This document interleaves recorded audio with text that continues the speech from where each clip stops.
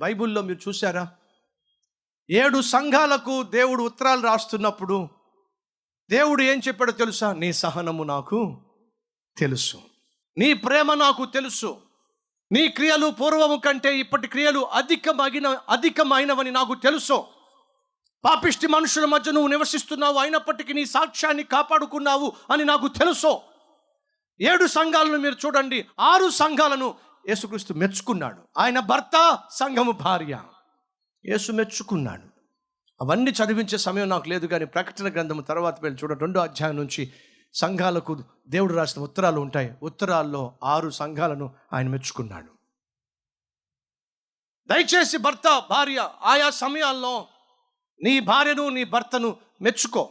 నీలాంటి బాధ్యత కలిగిన భార్య ఉంది కాబట్టి నేను ప్రశాంతంగా ఉద్యోగం చేయగలుగుతున్నానే. గొంతెమ్మ కోరికలు కోరనటువంటి, ఉన్న దాంట్లోనే చక్కగా తృప్తిగా జీవించేటటువంటి భార్య నాకు దొరికింది కాబట్టి ఈరోజు నేను ఇంత హ్యాపీగా ఉన్నానే. నీలాంటిది దొరకడం నా భాగ్యము చెప్పొచ్చుగా. వాళ్ళ ఇంట్లో అస్తమానం గొడవలు అవుతున్నప్పుడు ఉద్యోగానికి వెళ్ళాడు. పక్కన ఫ్రెండ్తో మాట్లాడుతూ, ఏంట్రా నీ ముఖం అంత డల్గా ఉంది, ఏమైంది? ఇంట్లో గొడవరా. ఏమిటి గొడవ? ఏమిటోరా, చిన్న చిన్న విషయాలకే మాట పెరిగిపోతుంది, ఆఖరికి రాద్ధాంతం చేసేసుకుంటున్నా. నేను ఒక మాట అంటే ఆమె 2 మాట్లాడుతుంది, నేను 2 మాట్లాడితే 10 మాట్లాడేస్తే గొడవ అయిపోతుందిరా. అప్పుడు ఫ్రెండ్ అన్నాడు, ఒరే ఎప్పుడన్నా నీ భార్యను మెచ్చుకున్నావా? నువ్వు మెచ్చుకున్నావా అంటే అదేరా, ఎప్పుడన్నా అప్రిషియేట్ చేసావా? నీ భార్య నీకు ఎలా చేసి పెడుతుందో, ఏ విధంగా చూసుకుంటుందో, ఎంత చక్కగా వండి పెడుతుందో ఎప్పుడన్నా మెచ్చుకున్నావా అని అంటే, లేదురా ఎప్పుడు మెచ్చుకోలేదురా. అప్పుడు అన్నాడు పాపం స్నేహితుడు, ఒరే మెచ్చుకోవడం నేర్చుకోరా. ఏ భార్యకైనా, ఏ భర్తకైనా పడుతున్న కష్టానికి ఎవరైనా మెచ్చుకుంటే ఇంకాస్త చేయాలనిపిస్తుందిరా.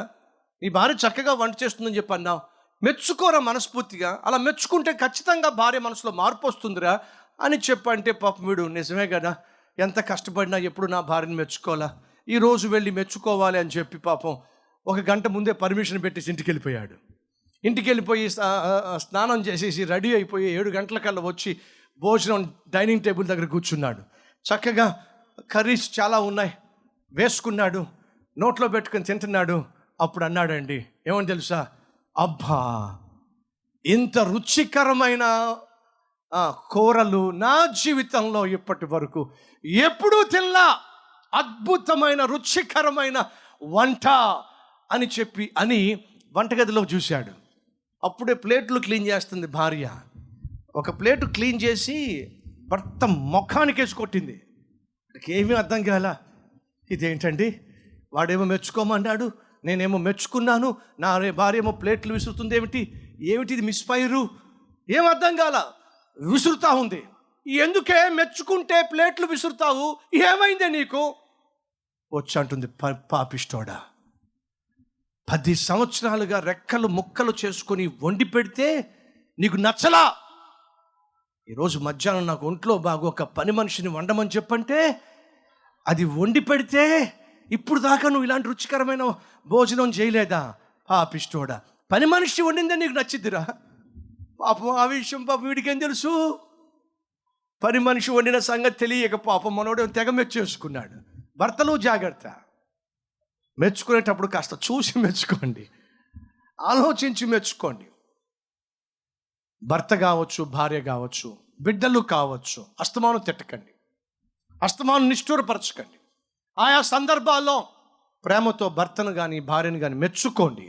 నా ప్రభు అయిన యేసుక్రీస్తు తన సంఘాల గురించి మాట్లాడుతున్నప్పుడు మెచ్చుకున్నాడు. ఆ సంఘంలో ఉన్నటువంటి మంచి లక్షణాల గురించి పొగిడాడు. ఆ తరువాతే అయినను నీలో ఒక లోపము ఉంది అని చెప్పి లోపాలు సరిచేశాడు. ఎంతసేపు లోపాలు సరిచేయకండి, ఎంతసేపు ఎండగట్టకండి, ఎంతసేపు తిట్టకండి. కొంచెం ఉన్న మంచి లక్షణాలు ఏమిటో గుర్తించి భర్తను కావచ్చు, భార్యను కావచ్చు ఒక మంచి మాటతో ప్రోత్సహించండి, మెచ్చుకోండి. అది మంచి పద్ధతి. ఈరోజు వరకు ఒకవేళ నీ భార్య పడుతున్న ప్రయాసను, నీ భర్త పడుతున్న కష్టాన్ని నువ్వు చూస్తున్నా, మెచ్చుకోలేని మనసు నీకు ఉన్నట్లయితే ఈరోజు కొంచెం మనసు మార్చుకో. కష్టపడుతున్న భర్తను చూసి, భార్యను చూసి కాస్త ప్రోత్సహించడం నేర్చుకో, మెచ్చుకోవడం నేర్చుకో. డెఫినెట్గా నీ కుటుంబంలో అద్భుతమైన మార్పును నువ్వు చూస్తావు. రెండవదిగా పొరపాట్లు జరుగుతాయి. అయినంత మాత్రాన నువ్వు భార్యకు భర్తకు వేరు కావడానికి వీల్లేదు. ఒకసారి వివాహం చేసుకున్నావా, ఇక నువ్వు విడిచిపెట్టడానికి వీల్లేదు. భర్త భార్య వినో, నీ భర్త మంచోడు కాకపోవచ్చు, నీ భార్య మంచిది కాకపోవచ్చు, అన్నంత మాత్రాన విడిపోతాను, వేరైపోతాను, విడాకులు ఇచ్చేస్తాను, మరొక దాన్ని చేసుకుంటాను అంటే బైబిల్ ఒప్పుకోదు. ఒకసారి వివాహం చేసుకున్నావా, నువ్వు ఆ వివాహానికి కట్టుబడి ఉండాలి. విడుదల కోరుకోవడానికి వీల్లేదు. విడాకులు పరిశుద్ధ గ్రంథానికి వ్యతిరేకం. విశ్వాసి అయిన భర్త తన విశ్వాసాన్ని బట్టి విశ్వాసి కానటువంటి భార్యను మార్చుకోగలడు, బైబిల్లో ఉంది. విశ్వాసి అయిన భార్య తన విశ్వాసాన్ని బట్టి విశ్వాసి కాని భర్తను మార్చుకోగలుగుతుంది. మొదటిగా నువ్వు మార్పును కనపరచు, నీలో మార్పును చూపించు, క్షమా గుణాన్ని కనపరచు. ఆ భార్య అస్తమాను పాస్టర్ గారి దగ్గరకు వచ్చి అంటూ ఉంటుంది, పాస్టర్ గారు నా భర్త కోసం ప్రార్థన చేస్తారా? ఏమిటమ్మా, అసలు మందిరానికి రాడండి, దేవుడు అంటే భయం లేదండి, ఎప్పుడు ఇంటి దగ్గరే ఉంటాడండి, నా భర్త మారాలండి, నా భర్త మారాలండి, నా భర్త మారాలండి. ఇదే పాట అలా విని విని విని ఒకరోజు పాస్టర్ గారికి విసుగు అనిపించి, అమ్మ భర్త మారాలి భర్త మారాలి భర్త మారాలని చెప్పి అంటున్నావు కానీ ఇంతకు నువ్వు మారావా అడిగాడు. అదేంటి పాస్టర్ గారు అంత పెద్ద మాట అన్నారు? నేను మారకపోవడం ఏమిటండి, ప్రతి ఆదివారం నీ మందిరానికి వస్తున్నానుగా. అమ్మ నువ్వు ఆదివారం మందిరానికి వస్తున్నావు అడగట్లా, నువ్వు మారావా అడుగుతున్నా. వాక్యం చదువుదాము అని చెప్పి రిఫరెన్స్ చెప్తే ముందు వాక్యం నేనే చదువుతాగా, అది కాదమ్మా నేను అడుగుతుంది, నువ్వు మారావా. అదేంటి పాస్టర్ గారు, లేకపోయినా సరే తీసుకొచ్చి కానుక ఇస్తాగా, కానుక గురించే మాట్లాడట్లేదమ్మా, నువ్వు మారావా. నీలో ఉన్న కోపము, ఆవేశము, తొందరపాటుతనము, క్షమించలేని వ్యక్తిత్వము మారిందా? మాటి మాటికి భర్తతో గొడవ పడేటటువంటి తత్వము, నువ్వు పాపిష్టోడివి, నువ్వు దుష్టుడివి, నువ్వు సైతాను సంబంధివి, నువ్వు నరకానికి పోతావు, ఇలాగైతే ఇలా శాపనార్థాలు పెట్టేటటువంటి మనస్సు మారిందా? ముందు నువ్వు మారమ్మా, అప్పుడు నీ భర్త మారుతాడు. ఖచ్చితంగా పాస్టర్ గారు చెప్పేశారు. ఆ మాటలు ఆమె హృదయంలో బళ్ళల్లా పొడుచుకున్నాయి. నా భర్త మారాలి మారాలి మారాలి అని చెప్పి అంటున్నాను కానీ నా భర్తను క్షమించలేకపోతున్నాను, నా భర్తను భర్తగా గౌరవించలేకపోతున్నాను, నా భర్తను ఒక దుష్టుడిగా భావించి అనేక సార్లు శాపనార్థాలు పెడుతున్నాను. నిజంగా నేను మారానా? ఆ రోజు అక్కడే మోకాల మీద పడింది, దేవుని సన్నిధిలో క్షమాపణ కోరింది. ప్రభువా, నాలో నీ ప్రేమ లేకుండా, నాలో నీ క్షమ లేకుండా, నాలో నీ శాంతి సమాధానము దీర్ఘశాంతము సహనము ఓర్పు లేకుండా నేను వెళ్ళి నా భర్త మారాలని చెప్పి ఆశపడడం తప్పే ప్రభువా. ఇక నుంచి నా హృదయాన్ని మార్చి ఒక ఉత్తమ ఇల్లాలుగా నన్ను చేయి ప్రభువా. పశ్చాత్తాపడింది, తాను తన తప్పును తెలుసుకుంది, క్రీస్తును సొంత రక్షకుని అంగీకరించింది, ఇంటికెళ్ళింది. అందుకొరకు నేను నా వంతుగా నన్ను నేను సరిచేసుకోవాలి, సరిచేసుకుంటున్నాను. నా జీవితాన్ని ఈరోజు ప్రభువుకి అంకితం చేసి ఒక మంచి తండ్రిగా, తల్లిగా, భర్తగా, భార్యగా, కుమారునిగా, కుమార్తెగా ఇక నుంచి నేను జీవించాలి ఆశిస్తున్నాను. నా కోసం ప్రార్థన చేస్తారా అన్నవారు ఉన్నట్లయితే ఒక్కసారి మీ హస్తాన్ని ప్రభు చూపిస్తారా?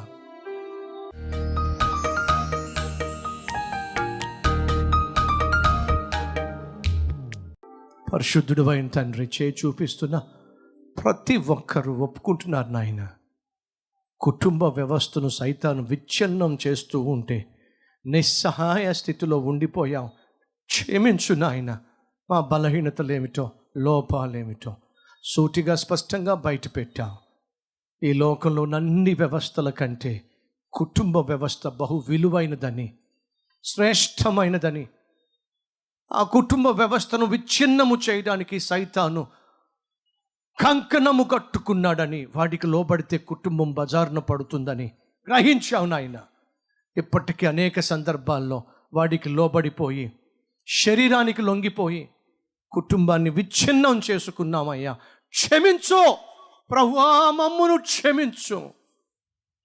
ఇక నుంచి అయినా ఒక బాధ్యత కలిగిన ఆత్మీయుడిగా, ఆత్మీయురాలుగా, బాధ్యత కలిగిన భర్తగా, భార్యగా, బాధ్యత కలిగిన తల్లిగా, తండ్రిగా ప్రేమను చూపించటానికి, సంతోషాన్ని పంచిపెట్టడానికి, సమాధానంగా జీవించటానికి, సహనముతో, దీర్ఘశాంతముతో, మంచితనముతో, ఆశా నిగ్రహముతో, సాత్వికముతో ఆత్మ ఫలమును ఫలించడానికి ఈరోజు ప్రార్థన చేస్తున్న ప్రతి ఒక్కరికి అట్టి శక్తిని, అట్టి కృపను దయచేయండి అయ్యా.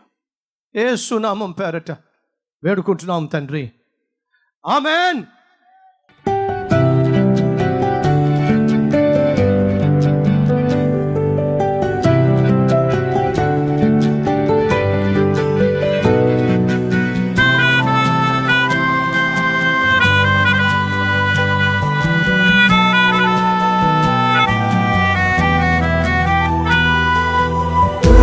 డైలీ డివోషన్ మీకు ఆశీర్వాదకరంగా ఉంటే 10 మందికి షేర్ చేయండి, లైక్ చేయండి, ఒక కామెంట్ పెట్టండి. దేవుడు మీకు తోడై ఉండను గాక. షలోమ్.